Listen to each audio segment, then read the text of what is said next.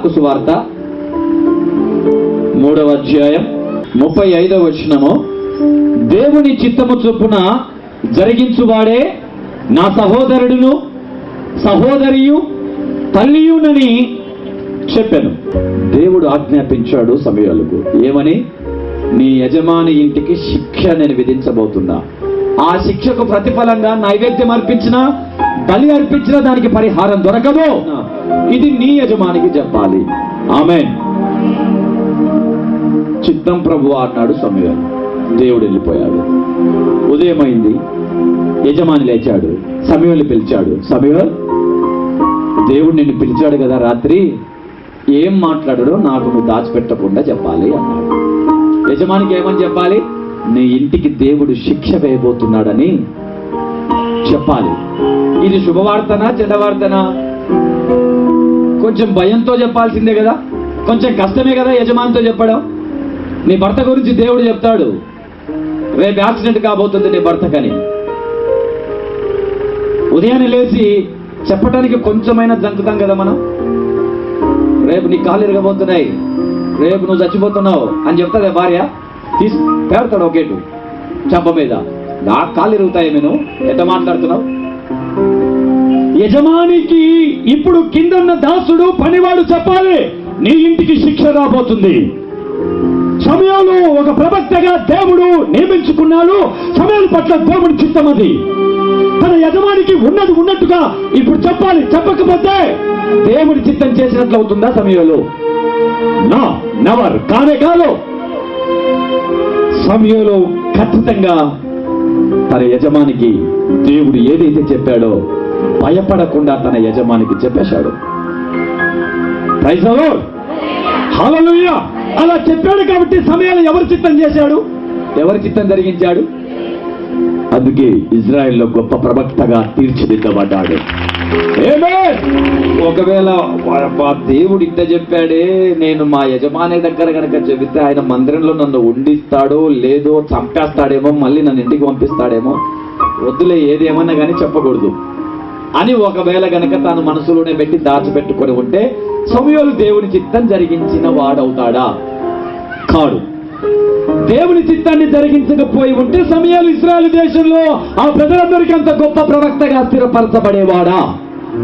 కాడు. దేవుడు ఏదైతే బయలుపరిచాడో, బైబిల్లో వాక్యం ఉంది, బయలుపరచబడినది ప్రకటించకపోతే వానికి శ్రమ. దేవుడు ఎందుకు బయలుపరుస్తాడో తెలుసా? నీ ద్వారా ఆ వ్యక్తికి తెలియజేయాలనే. దేవుడు బయలుపరిచింది ఎప్పుడైతే మనం తెలియజేస్తామో ఆచి తూచి అది దేవుడి చిత్తమా కాదా, అది దేవుడు చెప్పాడా దయ్యం చెప్పాడా, ఇవన్నీ జాగ్రత్తగా ఆలోచన చేసే యజమానుల దగ్గరికి వెళ్ళాలి. ప్రధాన మోడీ దగ్గరికి వెళ్ళి చెప్తారా మీరు? దేవుడు బయలుపరుస్తాడు మీకు. సార్, దేవుడు నాకు బయలుపరిచాడు, నువ్వు భయంకరంగా శిక్ష విధించబడుతుంది, నువ్వు భయంకరమైన పాపాలు చేస్తున్నావు అని చెప్తే కానీ కొట్టి 4 జైల్లో గోడల మధ్య నేసేస్తాడు. అయినా కూడా దాన్ని భరించాలా? భరిస్తే నేను దేవుని చిత్తం చేసినట్లు. Praise the lord. సమూయేలు దేవుని చిత్తాన్ని ఎలా జరిగిస్తున్నాడు చూడండి. అది ఎంత కష్టం. ఒక యజమాని దగ్గరికి వెళ్ళి, ఒక గొప్ప వ్యక్తి దగ్గరికి వెళ్ళి, ఆ వ్యక్తి గురించి ఆ ఇంటికి ఒక శిక్ష, అది ఘోరమైనటువంటి వార్త కావచ్చు. అయినా కూడా సమూయేలు భయపడకుండా దేవుని సన్నిధిలో ప్రార్థించి ప్రార్థనాపూర్వకంగా తన యజమాని దగ్గర నిలబడి దేవుని చిత్తాన్ని జరిగించాడు. అందుకే సమూయేలు అంత గొప్ప ప్రవక్తగా స్థిరపరచబడ్డాడు. దేవుని చిత్తం జరిగిస్తున్నావా? దేవుడు తెలియజేస్తున్నాడే అవన్నీ చేస్తున్నావా?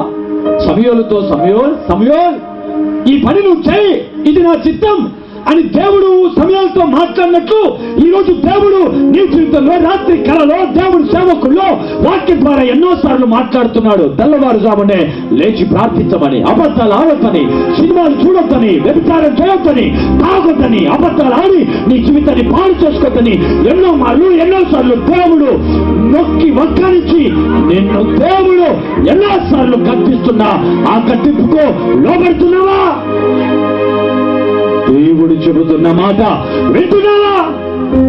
తాగుతూనే ఉన్నావు, ఇంకా అబద్ధాలు ఆడుతూనే ఉన్నావు, ఇంకా పాపం చేస్తూనే ఉన్నావు, రహస్య పాపాలు వడిగట్టుకుని జీవిస్తూనే ఉన్నావు.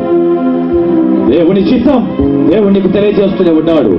ఆ పని చేయొద్దు, ఆ వ్యక్తితో సంబంధం పెట్టుకోవద్దు, అది మంచిది కాదు. భర్త ఉండి పరాయి పురుషుడితో నువ్వు తప్పు చేయకూడదని దేవుని వాక్యం చెబుతుంది. భార్య కళ్ళు కప్పి ఇంకొక స్త్రీతో అక్రమంగా జీవించకూడదని దేవుని వాక్యం చెబుతుంది. అయినా దానికి బానిసలైపోయి దేవుని చిత్తాన్ని చేయకుండా ఎంతో మంది పాపం అనే వ్యభిచారంలో పడి మగ్గి నశించి వేదన శోధనకు గురైపోతున్నారు. దేవుని చిత్తం జరిగిస్తున్నావా? నీ జీవితంలో దేవుని చిత్తం జరుగుతుందా? దేవుని చిత్తం ఏంటో తెలుసా? నువ్వు నీ భార్యతో సంతోషాన్ని అనుభవించాలి, నీ పిల్లలతో సుఖాన్ని సంతోషాన్ని అనుభవించాలి, నీ ఇంటి పరువు బాధ్యతలు పట్టించుకొని ప్రభు మార్గంలో నడవాలి. ఇది దేవుని చిత్తం నీ పట్ల. తాగకూడదు, అబద్ధాలు ఆడకూడదు, దొంగతనం చేయకూడదు, వడ్డీ వ్యాపారాలు చేయకూడదు, వడ్డీ తీసుకోకూడదు. ఇవన్నీ దేవుని చిత్తంలో ఉన్నాయి, ఇవన్నీ దేవుని ఇష్టం. అయితే అవన్నీ మనం జరిగిస్తూనే ఉన్నాం, ప్రార్థన చేస్తూనే ఉన్నాం. అందుకే మన జీవితంలో ఎదగలేకపోతున్నాం, అభివృద్ధి కాలేకపోతున్నాం. అబద్ధాలు ఆడకూడదు, దొంగతనాలు చేయకూడదు. ఇది దేవుని చిత్తం, ఇది దేవుని చిత్తం. ఒకవేళ అది చేస్తే నువ్వు దేవుని చిత్తాన్ని నెరవేర్చాలైనటువంటి వాడిని అవుతావు, గొప్పవాడివి కాలేవు. అబ్రహాముకు దేవుడు చెప్పాడు, ఆదికాండం 12వ అధ్యాయంలో, అబ్రహాం నువ్వు లేచి నీ బంధువుల యొక్క నుండి, నీ దేశం నుండి, నీ తండ్రి ఇంటి నుండి విడిచిపెట్టి నేను చూపించే దేశానికి రా. నిన్ను గొప్ప జనంగా చేస్తా, రా, నిన్ను ఆశీర్వదిస్తా, నిన్ను సమస్త జనుల కంటే నిన్ను గొప్పవాడిని చేస్తా, రా అని అబ్రహామును దేవుడు పిలిచాడు. అబ్రహాము ఆలోచన చేయకుండా నన్ను పిలిచింది దేవుడని, నాతో మాట్లాడింది దేవుడని, ఇది ఖచ్చితంగా దేవుని చిత్తమేనని ఆ కూర్చి అడుగులు వేసి ప్రార్థించి ప్రార్థనాపూర్వకంగా సమాధానంతో తాను బయటికి వెళ్ళాడు. తండ్రి ఇంటిని విడిచిపెట్టాడు, తండ్రి ఆస్తిని విడిచిపెట్టాడు, బంధువులను మిత్రులను అన్నింటినీ విడిచిపెట్టి తన జనాంగాన్నంతా విడిచిపెట్టి వేరే వైపు రావడం దేవుడి చిత్తం. దేవుడు కూడా ఈరోజు నీతో మాట్లాడుతున్నాడు. నీ బంధువులను విడిచిపెట్టు. నీ బంధువులను విడిచిపెట్టంటే వారి యొక్క ఆచారాలు, వారితో సహవాసం తీసేయ్. నీ దేశాన్ని విడిచిపెట్టు, అంటే నీ దేశంలో ఏ ఆచారాలు ఉన్నాయో, ఏ విగ్రహ ఆరాధనలు అయితే ఉన్నాయో వాటన్నిటిని విడిచిపెట్టు. నీ ఆస్తి మీద ఉన్న మక్కువ, ప్రేమ విడిచిపెట్టి నన్ను వెంబడించి నిన్ను గొప్ప జనంగా చేస్తా. నీ పట్ల నాకున్న దేవుని చిత్తం అదే దేవుడు చెబుతున్నాడు. అబ్రహాము ఇది దేవుని చిత్తం అని నమ్మాడు. అబ్రహాము యెహోవా చెప్పినట్టు ఆ తండ్రి ఇంటిని, ఆ దేశాన్ని, ఆ ఆస్తిని మొత్తం విడిచిపెట్టి అబ్రహాము యెహోవా చెప్పిన ప్రకారం నడిచెను. అబ్రహాము దేవుని చిత్తం జరిగిస్తున్నాడా లేదా? జరిగిస్తున్నాడు. ఏంటి దేవుని చిత్తం అబ్రహాం పట్ల అంటే, నీ తండ్రి ఇంటిని, ఆ వ్యాపారాన్ని విడిచిపెట్టి నన్ను వెంబడించు, నిన్ను గొప్ప జనంగా చేస్తా, నేను చూపించే దేశానికి రా, నిన్ను ఐశ్వర్యవంతులు చేస్తా. నీకు సంతానం లేదు కదా, నీకు సంతానాన్ని ఇస్తా. నీ సంతానం ఎలా ఉంటుంది తెలుసా? ఆకాశంలో ఉన్న నక్షత్రాల వలె, సముద్రంలో ఉన్న ఇసుక రేణువుల వలె నేను నిన్ను ఆశీర్వదిస్తారా. నన్ను వెంబడించు, నన్ను ఫాలో కా అని అబ్రహాముతో దేవుడు మాట్లాడితే అబ్రహాము దేవుని చిత్తాన్ని చేశాడు, దేవుడు చెప్పినట్లు పరిగెత్తాడు. Praise the lord. అబ్రహాము దేవుని చిత్తాన్ని జరిగించాడు కాబట్టి అబ్రహాం ఎంత గొప్పగా దీవించబడ్డాడు తెలుసా? బహు గొప్పగా దీవించబడ్డాడు. 99 సంవత్సరాలు పిల్లలు లేని అబ్రహాం దేవుడు 99వ సంవత్సరంలో శారా గర్భాన్ని తెరిచి చక్కటి కుమారుడి దయచేశాడు. ఆమేన్, హల్లెలూయా. సమయాలు దేవుని చిత్తం జరిగించాడు కాబట్టి గొప్ప ప్రవక్తగా నిలబడ్డాడు.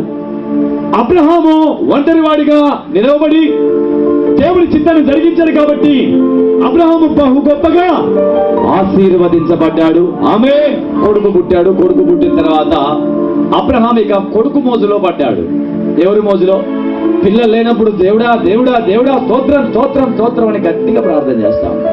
పిల్లలు వచ్చిన తర్వాత ఉద్యోగం లేనప్పుడు దేవునికి బాగా ప్రార్థన చేస్తాం. ఉద్యోగం వచ్చిన తర్వాత ఐశ్వర్యం లేనప్పుడు బాగా ప్రార్థన చేస్తాం. అన్ని కలిగిన తర్వాత దేవుణ్ణి మర్చిపోతున్నాడు.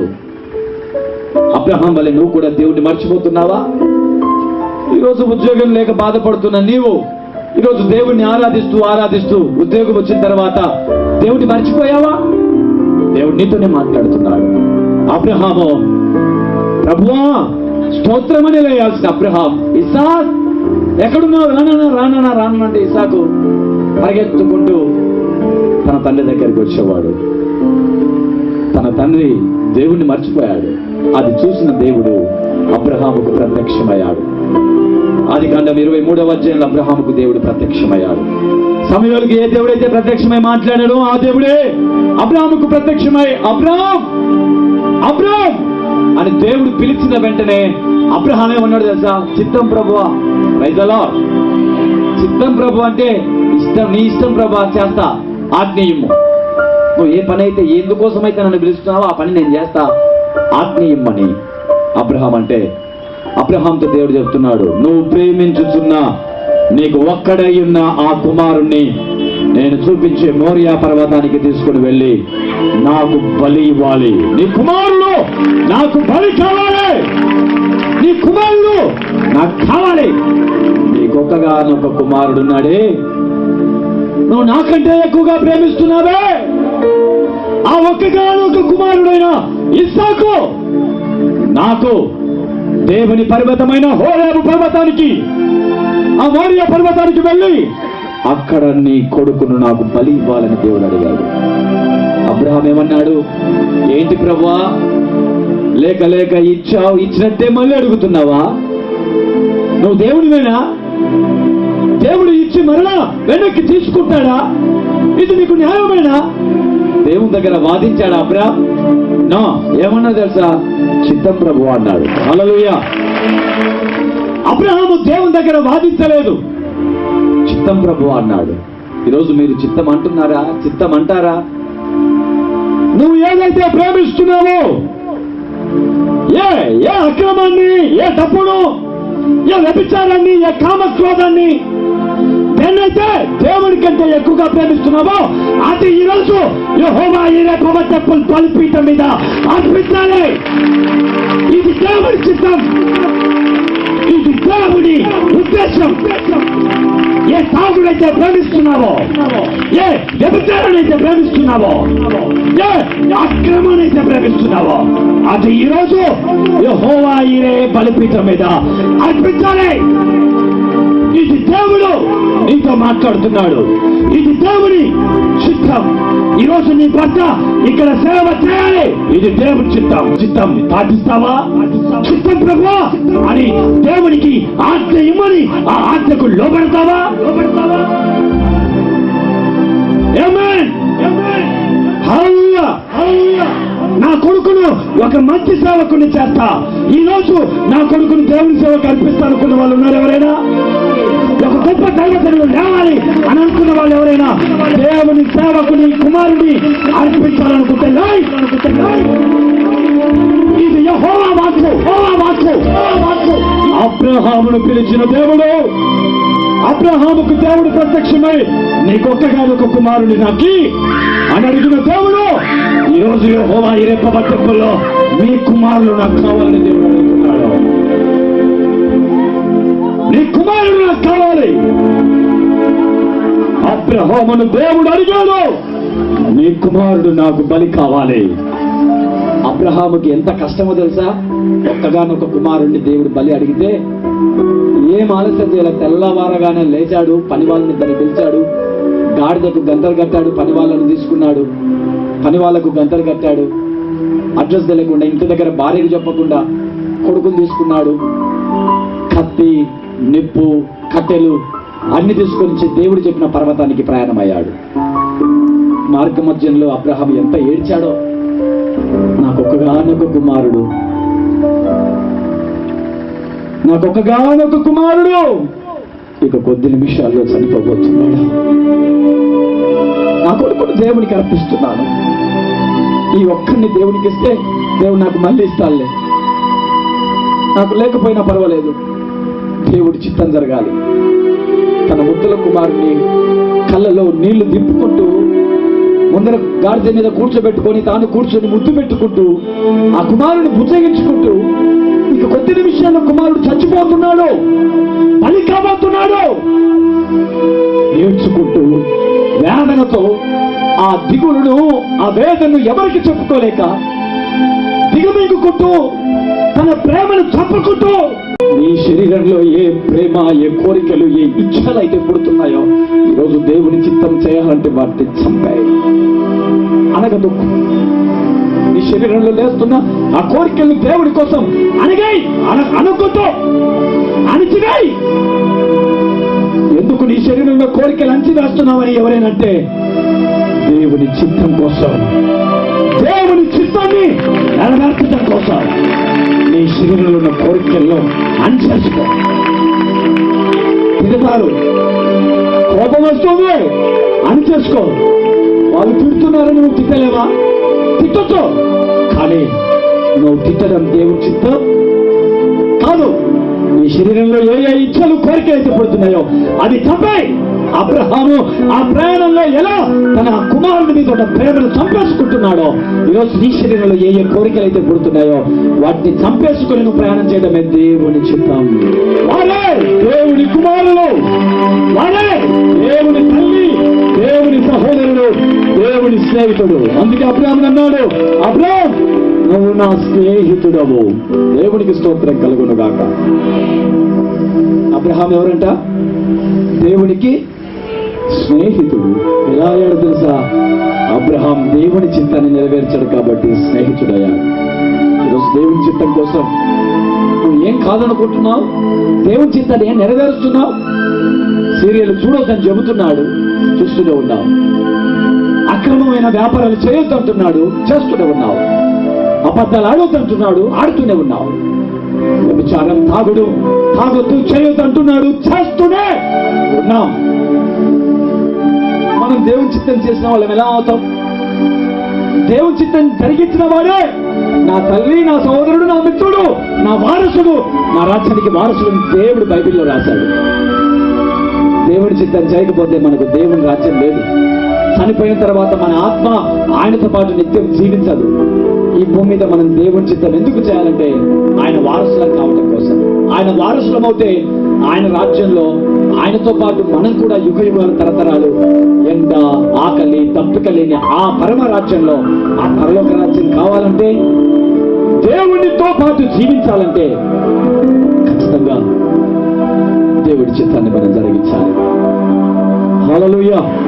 నా ప్రియ దేవుని బిడ్డలారా, ఈరోజు దేవుని చిత్తాన్ని జరిగిస్తున్నావా? సమయంలో కష్టమైన దేవుని చిత్తాన్ని జరిగించాడు.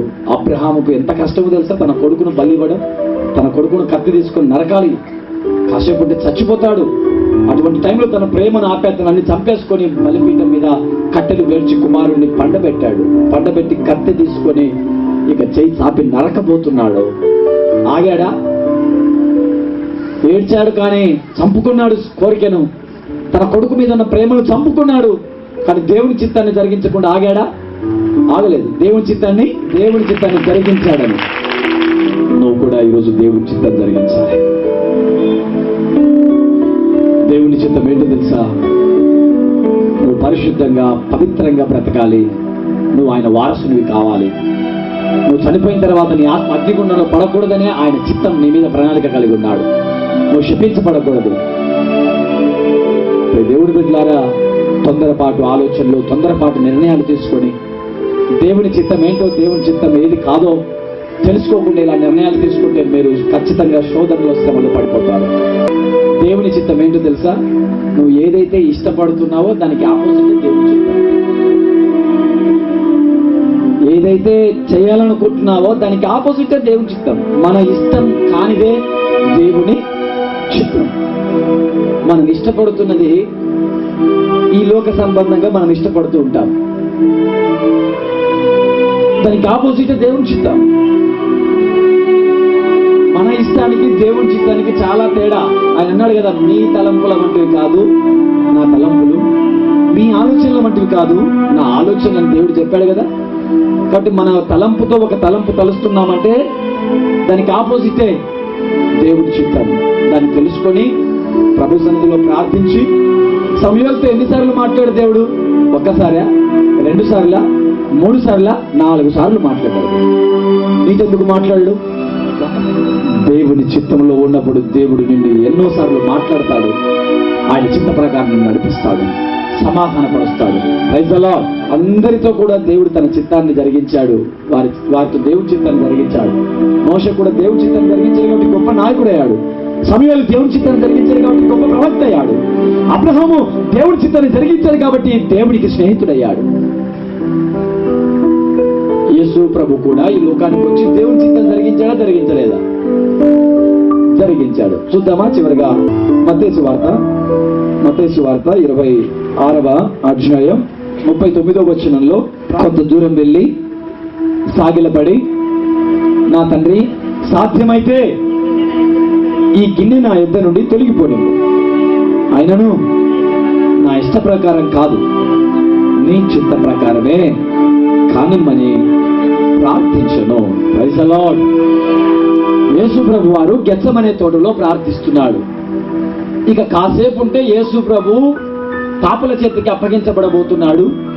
కాసేపు ఉంటే ఇక కొరడా దెబ్బలు తినబోతున్నాడు. కాసేపు ఉంటే ఇక మరణం పంచుకొనుంది.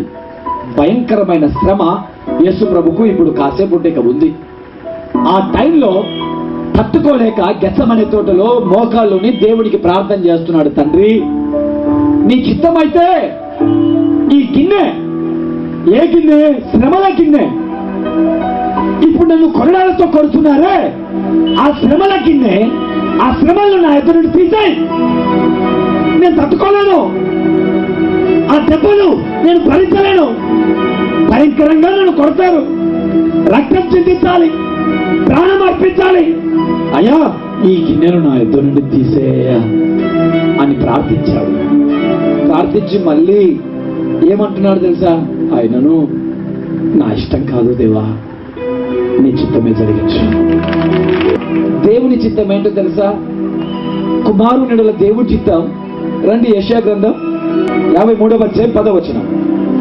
అతన్ని నలగొట్టుటకు యెహోవాకు ఇష్టమాయను. ఇష్టమనగా చిత్తం. కుమారుడు అతడు అంటే కుమారుని నలగొట్టడం యెహోవా చిత్తమాయను. కుమారుడి పట్ల తండ్రి యొక్క చిత్తం ఏంటంటే కుమారుడు నలగొట్టబడాలి. అందుకోసమే దేవుడు తన కుమారుడైన యేసుక్రీస్తును ఈ లోకానికి పంపించాడు. ఇది దేవుడి చిత్తం. ఈ చిత్తాన్ని ఎవరు తప్పించుకోలేరు. ఈ చిత్తాన్ని ఎవరు తప్పించుకోలేరు. యేసు ప్రభు అదే ప్రార్థన చేస్తున్నాడు. ప్రభువా, ఈ శ్రమలు, ఈ మరణం, ఈ కొండ దెబ్బలు తీసే ప్రభు అని ప్రార్థన చేసి దేవుడు ఏం పలకలేదంట. మనం కూడా ప్రార్థన చేస్తుంటాం, ప్రభా నాకు ఈ అవమానాలు తీసే, ఈ బాధలు తీసే, ఈ కష్టాలు తీసే, ఈ నమ్ముకుని కూడా ఎందుకునైనా మాకు ఎన్ని కష్టాలు, ఇన్ని బాధలు అని మనం కూడా ప్రార్థన చేస్తుంటాం. నో, కష్టాలు, బాధలు, అవమానాలు, నిందలు, హింసలు, ఎంగిలి మూతలు ఇవన్నీ దేవుని చిత్తం. దేవునితో నడవడం అంటే పూల మీద నడిచే ప్రయాణం కాదు, ముళ్ళ మీద నడిచే ప్రయాణం. దేవునితో ప్రయాణం చేయడం అంటే విశాలమైన ప్రయాణం కాదు. ఇది ఇరుకైన మార్గం. భుజాలు పోతాయి, మోకాలు తగులుతాయి. ఇరుకు మార్గం చాలా ప్రయాసతో ఉంటుంది. దేవునితో ప్రయాణం చేయడం పూల మీద నడిచిన ప్రయాణం కాదు, ముళ్ళ మీద నడుచుకుంటూ వెళ్ళాలి. దేవునితో నువ్వు ప్రయాణం చేస్తున్నావంటే ఖచ్చితంగా దేవుడి చిత్తం ఏంటో తెలుసా? నిన్ను నిందిస్తారు, అవమానపరుస్తారు, దూషణ మాటలు మాట్లాడతారు, హింసిస్తారు, అవసరమైతే కొడతారు, తిడతారు. నువ్వు కొట్టించుకోవాలా, తిట్టించుకోవాలా, అవమానపరచబడాలి. ఇది దేవుని చిత్తం. ఏంటన్నా ఇది? ఏం తప్పు చేయకుండా ఎందుకు కొట్టించుకోవాలి? అసలు ఏంటి దీని కారణం ఏంటి? అసలు ఇది ఎలా దేవుని చిత్తం అవుతుందంటే, యేసు ప్రభు ఏం తప్పు చేశాడని కొట్టారు? యేసు ప్రభు ఏం పాపం చేశాడని 3 మేకుల మధ్య వేలాడాడు? యేసు ప్రభు ఏ ఘోరమైన నేరం చేశాడని ఆయనను మరణానికి అప్పగించాడు? ఏ తప్పు చేయకుండానే దేవుడు దెబ్బలు తినలేదా? ఈరోజు నువ్వెందుకు తినకూడదు? తినడమే దేవుడి చిత్తం. అవమానపరచబడడమే దేవుడి చిత్తం. నువ్వు కన్నీళ్లు కార్చుకుంటూ ఈ శ్రమల పరుగు పందెలు పరిగెత్తడమే దేవుడి చిత్తం. Praise the lord. హల్లెలూయా. దేవుడు సాక్షాత్తు చెప్పాడు, నన్ను వెంబడిస్తే లోకంలో మీకు శ్రమ కలుగుతుంది. కాబట్టి నీతిమంతునికి కలుగు ఆపదలు అనేకములు. కాబట్టి ఈ ఆపదలు వస్తాయి, శ్రమలు వస్తాయి, కానీ నేను జయించాను కాబట్టి మీరు కూడా జయిస్తారు. మీకేం కాదు. మీ తలలో ఒక్క వెంట్రుక కూడా రాలదు. నీ మీదికి హాని చేయడానికి ఎవడు రాడు. నేను నీకు తోడుగా ఉంటా. నువ్వు ధైర్యంగా నన్ను చూసి ఫాలో కానీ దేవుడు చెప్పాడు. ఇది దేవుడు చెప్పాడు. ఆమేన్.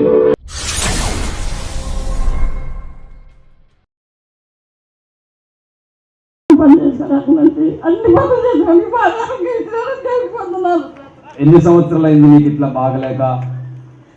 ఇదెల్లా ఇప్పుడు నడవగలుగుతున్నావు, దేవుడు మంచి ఆరోగ్యం ఇచ్చినాడు. మంచి ఆరోగ్యం చాలా తక్కువ పోయింది. ఆయా సమస్య